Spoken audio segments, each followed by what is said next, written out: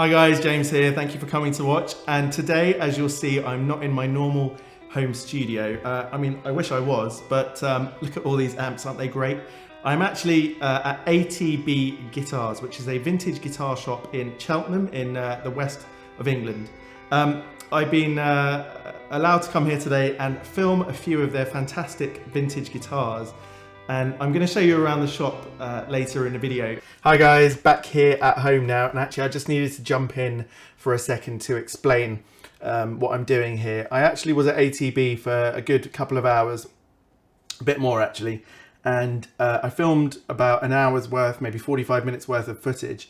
I've decided to split it into 3 videos, one on Les Pauls, one on a couple of Fender guitars, and then the last one on Gibson semi-hollow bodies, or actually even one hollow body itself. I thought it'd be more interesting that way. It would make it more easy to watch, so it'd be a bit shorter. I'll pop up a couple of times throughout, but otherwise, just so you understand, in this video I'm just looking at a couple of Les Pauls. I hope you find that interesting, and yeah, let's get back to ATB.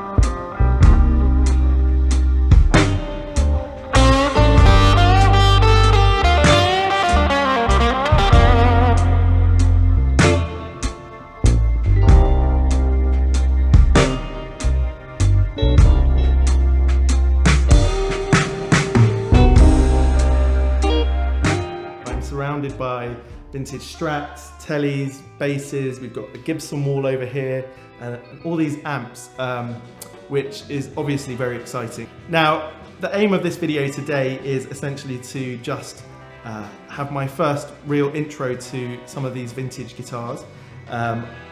Buying a vintage guitar is something I'm aiming at, and I've not had a lot of experience in playing them, so by coming here today I've got a chance to play a variety. We're going to start here with this really cool Les Paul Special, which is in TV yellow. Actually, I think that color was invented to basically allow the guitar to be picked up on the TV cameras. So it's got a cool bit of history to it. It's got P90s. I mean, it's pretty basic looking, but I think, you know, that's how it started out. And it's got a real, it's got some real relicking, which is great to see. So I'm just going to try this out. I'm playing through a Fender Deluxe Reverb, and let's just see what these sound like.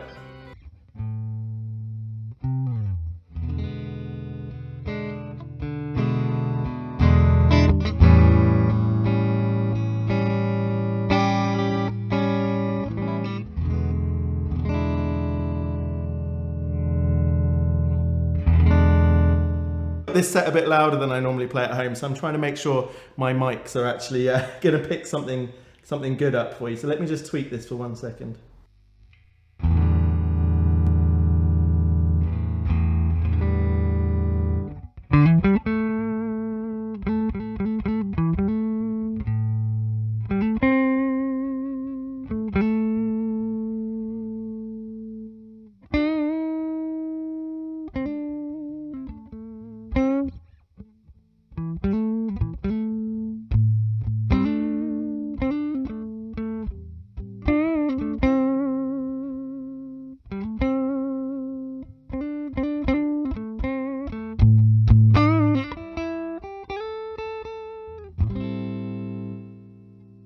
These pickups have got a great attack to them.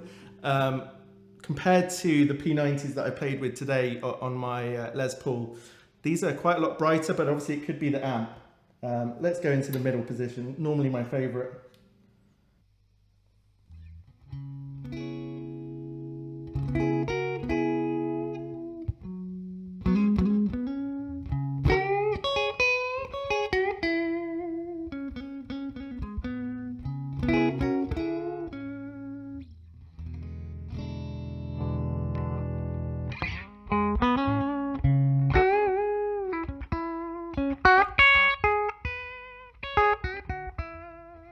It's really bright.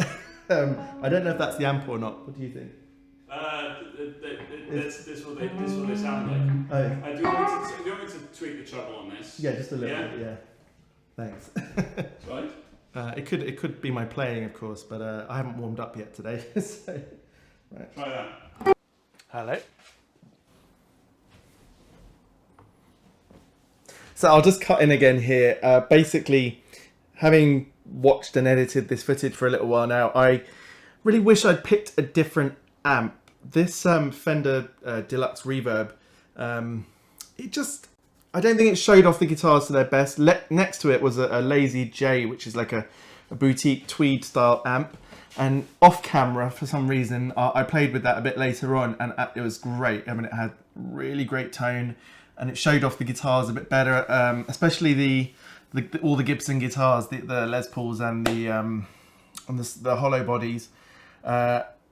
So I can only apologise for that, and it's something I'll learn for the future. It's my first time sort of shooting on location anywhere. I was really just sort of caught up in all the different gear that I'd brought and trying to set it up and make sure that I got it right. So my playing suffered for sure, and I wish I'd prepared a couple of things to actually demo properly rather than just noodling about, and that's something I'll definitely do next time. But again, just to say that there's a limited extent of tone in this video. There's no pedals, and I'm just playing through a very clean channel, which it sounded good in the shop, but I didn't have a room mic. It was just one mic right in front of it, so you don't get that full space sound, which is what I think a Deluxe Reverb is really great for. So just to say anyway, that I'm sure some people will pick up on the fact that I could have played this with a bit more gain. I didn't, I'm sorry, and that the playing in this video is just noodling and not that interesting, frankly, if I'm being very honest with myself. But anyway, this is more about these guitars and what I thought about them. So let's get back to it.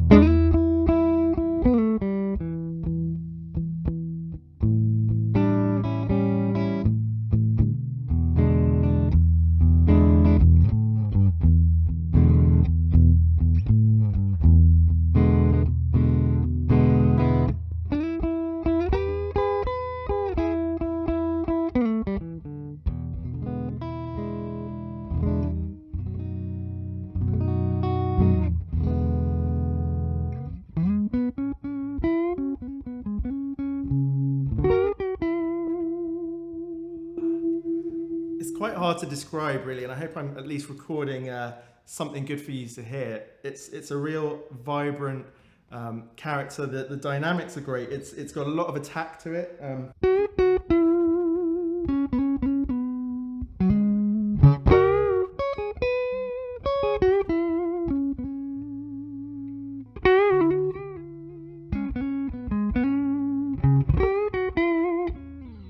And it's actually what I sort of imagined my first vintage guitar experience to be. There's some element of bite and edge, which the sort of modern pickups, I feel sometimes they sort of lack that. Maybe they've been perfected a bit too much. But yeah, no, this is a lovely place to start. It's got a chunky neck as well. It doesn't really remind me of the Les Pauls that I've played. More of, I recently played an SG that had a jumbo sort of neck like that. Really comfortable though, actually. But yeah, beautiful guitar. Let's see what else we can find. So this is a custom. What year is it? It's a 60, 61. It's like a late 60. They call it late 60. Wow, that's cool. So how does can you play the middle pickup alone? No, no, you can't. No, they didn't do it like that. So basically, you've got neck, these two together out. Although actually, yeah, the wiring is a bit funny in this one, so it might be all three. Might be these two together or all three. I can't remember. Okay. Just don't go into specifics, and then it's just this one by itself. Okay, cool. But yeah, you can't. They never wired them as a modern thing. Yeah, that's fair enough. All right, so I picked out this beautiful Les Paul Custom from around 60, 61. yeah, this is a spec that I absolutely love, and I've always thought that perhaps I might be able to get my hands on one. At least I can play one, try one out. You can see it's got 3 humbuckers. You can't pick the middle one alone, but yeah, it's the beauty of these older guitars. Not 100% sure which pickups I'll be playing with, basically. But let's start in the neck, where I always like to play.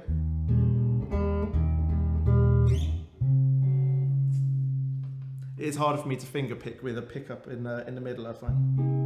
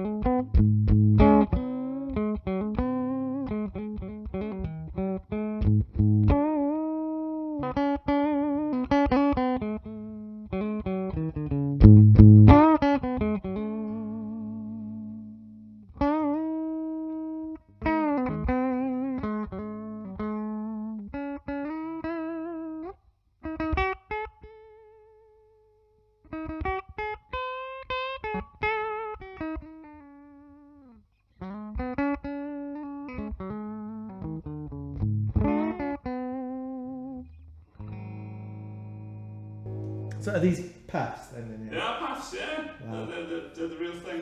It's my first time playing with PAFs, with PAFs, patent applied for pickups. Alone, I've seen these going on Reverb for silly amounts of money, sort of like $5,000.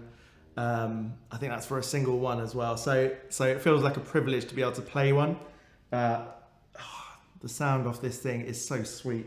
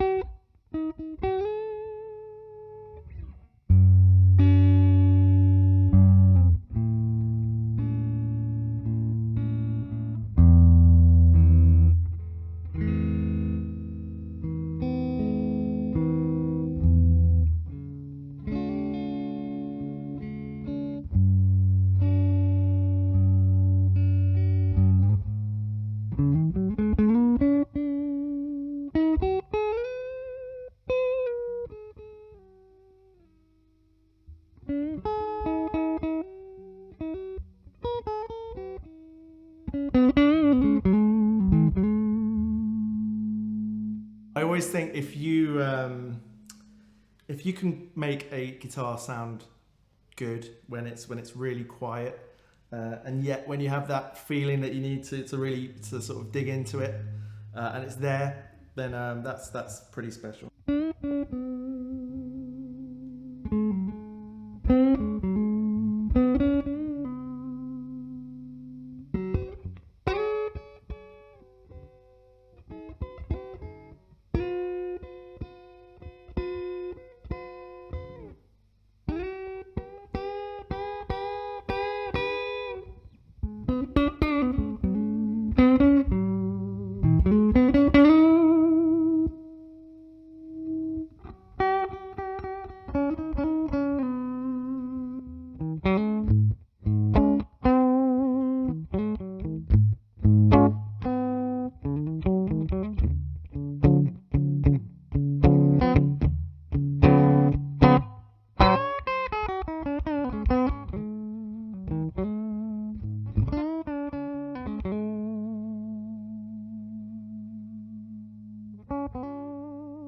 So this middle position has definitely got the bridge involved because that's the control that's making the...